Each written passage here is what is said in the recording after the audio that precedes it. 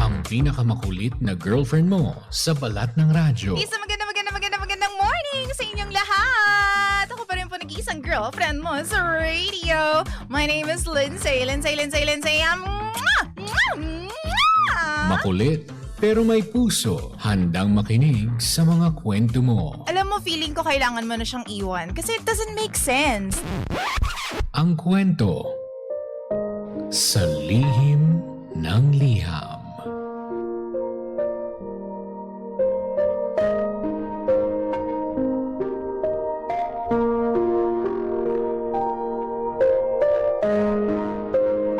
Mahal kong Lindsay. Ako nga po pala si Hana. Hihingi lang po sana ako ng advice or komento. Dahil kailan lang, pinalayas ko ang asawa ko. Hindi ko alam kung mali ito. Pero isa lang ang sigurado ako, TJ Lindsay. Pagod na ako.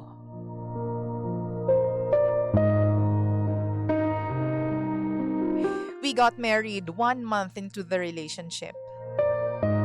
Hindi ko pa siya masyadong kilala. Sabi nga nila, whirlwind romance. Pero ang hindi ko alam, na love bomb pala ako. That time, I was so unaware of such term. I was depressed. At napakalungkot ko nung time na yun. Nakilala ko siya nung pagkakataon na nasa pinakamababang estado ako ng buhay ko. Pinakamalungkot, pinakamadilim.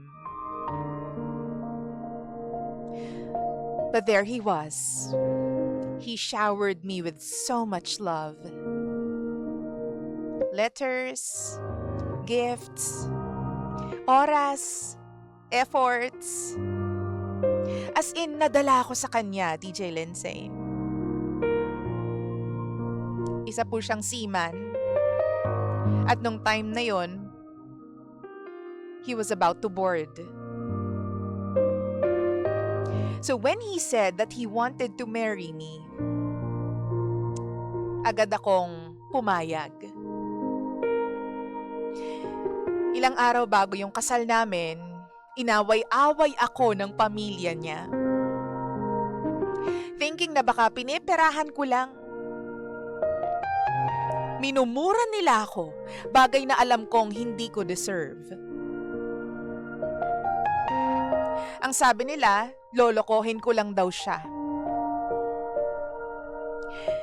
Nabanggit ito ng nanay niya kasi manghuhula daw yung kanyang nanay. Ako daw ang magloloko sa relasyon namin dahil makakahanap ako ng iba. And so, kinausap ko yung mapapangasawa ko. Sabi ko, ayoko ng ganitong problema. Hindi tama ito. Kaya wag na lang nating ituloy. Pero, pinanindigan niya ako. Nagpakasal kami against his family's wishes. Fast forward, DJ Lindsay, 4 years married. Dahil meron akong gustong patunayan sa pamilya niya, bagay na hindi ko siya pineperahan at hindi ko siya ginagamit, ako ang naging provider sa aming dalawa. Ibig sabihin, ako ang gumagastos kahit siya yung mas maraming ipon sa amin. Ako yung nagbabayad ng halos lahat ng expenses naming dalawa. Nung una, taas noo pa ako. Ma-pride ako nung time na yon.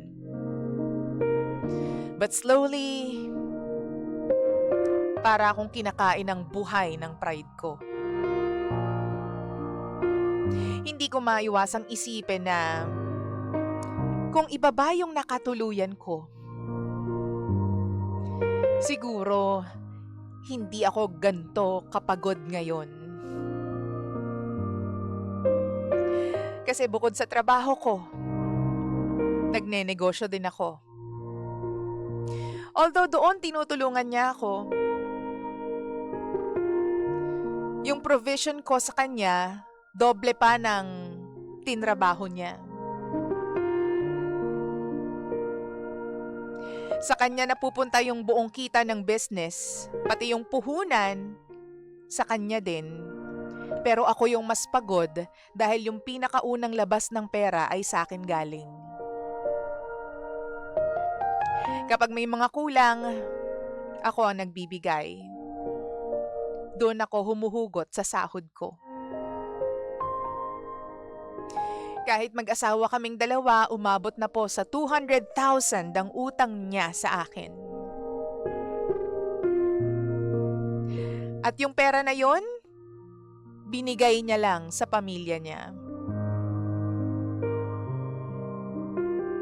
Kasi kahit na mas marami siyang naipon kaysa sa akin, pinapautang niya yung majority ng pera niya sa kuya niya. Ginagawa niya yon para lang makapagtrabaho sa US, yung kanyang kuya. Mahirap kasi ang buhay doon at hindi kasya ang sweldo. And then nung isang gabi, dito na ako pumutok. Hindi ko na napigilan yung sarili ko. While we were about to sleep, he was talking about my physical flaws. Pakiramdam ko, nilalait ako ng sarili kong asawa. Lahat ng mga bagay na hindi perfect about me, binanggit niya isa-isa. Malaki ang hita ko. Ang dami kong mga pekas sa muka. Tapos, chubby pa yung mukha ko. Doon ako nasaktan.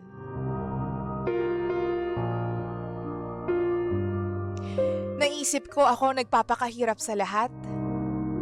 Ako nagbabayad ng napakaraming bills namin dito tapos lalaitin lang ako. To the point na naiyak na ako, DJ Lindsay. Pero imbis na i-comfort ako ng sarili kong asawa, sinabihan niya ako na nagdadrama daw ako.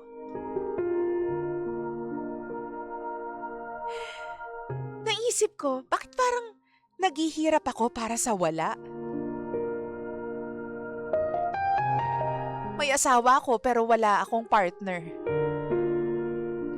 May asawa ako pero bakit parang mag-isa lang ako? Kung tutuusin naman, DJ Lindsay, yung kinikita ko sa trabaho ko, okay na para sa akin.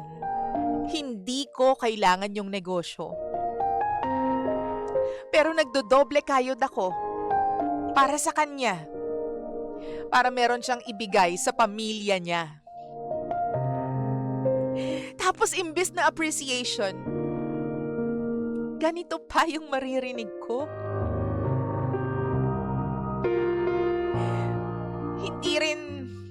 Hindi ko rin na-mention to, pero araw-araw, pinapamukha niya sa akin yung mga bagay na kalait-lait sa itsura ko.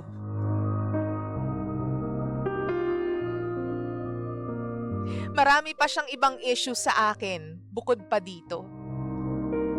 Meron din siyang anger management issues. Ilang beses na niya akong pinahiya sa publiko. Pati na sa harap ng pamilya niya at mga kaibigan. But I kept on forgiving kasi asawa ko siya. Pero that night was different. Sabi ko, tama na. Kinausap ko siya ng maayos. At pinalayas ko siya sa bahay namin. Sa bahay na ako rin naman ang nagbabayad. Sa bahay na ako naman ang naghihirap. Sabi ko sa kanya, kung ayaw mo ng gulo, umalis ka na lang sa bahay na ito. Nung una ayaw niya pang pumayag, DJ Lindsay. Masyado daw akong madrama at masyado ko raw pinapalaki yung problema. Pero sabi ko, umalis ka ngayon na. Kinuha niya yung mga bag niya at mga damit niya. At muli siyang bumalik sa bahay ng kanyang pamilya. Hanggang ngayon hindi pa kami nag-uusap. At puro masasakit na salita ang sinesend niya sa akin via text. Sinusubukan din akong tawagan ng nanay niya, pero hindi ako sumasagot. Kasi ngayon, tapos na ako. Ayoko na. Tapos na akong kaawaan yung sarili ko, DJ Lindsay. Gusto ko naman pasayahin yung sarili ko. Because I know I deserve better. Now tell me, DJ Lindsay. Mula dito, saan ako pupunta? Paano ako magsisimula muli? Sa mata ng iba, masama ako dahil pinaalis ko sa bahay namin ang asawa ko. Pero alam ko, I need to be happy. Kahit na ang ibig sabihin nun ay ang pag-alis niya sa buhay ko. Hindi na kita